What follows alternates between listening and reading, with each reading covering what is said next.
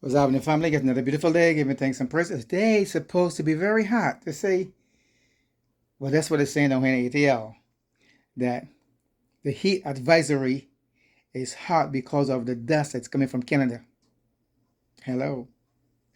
That's what it's saying. So there's a what, code red, called a code red here, and they tell you it's really kind of hazy though. I mean, if you look outside, it's kind of really hazy, like not really overcast, like a cloudiness outside. It's hard to real. But again, it's summertime, so we expect. But it's kind of hot. So if you're in ATL, keep dehydrating yourself. Drink lots of water, lots of fluids, and keep yourself dehydrated. Hydrated, not dehydrated, because it's kind of hot. But anyway, this clip I'm going to put here is for informational purposes only. I know awareness purpose only. Just go to show that racism is at the highest, man. Racism is getting more and more obvious than before.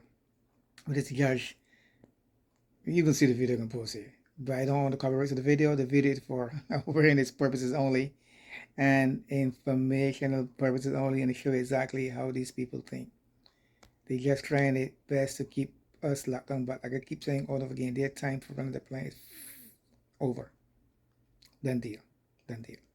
All right, folks. Subscribe, thumbs up, share the video. Keep people informed. Be aware. Be knowledgeable. Be loving and kind and caring and humble, no judgmental, no criticizing. Just maybe a small opinion. And then love you guys. Peace out. One love. 28 years old. He was on drugs. He had been previously in trouble for sexually assaulting a minor. So now he's free from that. He's on drugs. He steals a car. The police get behind him. He doesn't pull over. He goes on a high-speed pursuit chase. He crashes into a tree. The car catches on fire.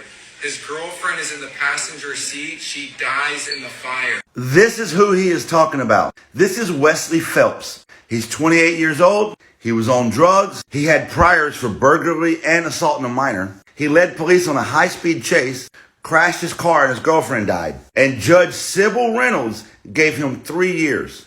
But on the same day that Judge Sybil Reynolds gave him 3 years, he gave Lakeith Smith 65 years. Lakeith is 15 years old. Him and some other kids were breaking into an unoccupied dwelling. The cops showed up. The kids ran. The cop shot Adante Washington, which is Lakeith Smith's best friend, shot Adante in the back 3 times. Due to Alabama's felony murder law, Lakeith Smith was sentenced to 65 years for the murder of Adante, even though he didn't hold the weapon or shoot anybody. This happened on the same day in the same court by the same judge. 28-year-old who's actually responsible for somebody dying. 15-year-old who's actually not responsible for anybody dying. 3 years, 65 years.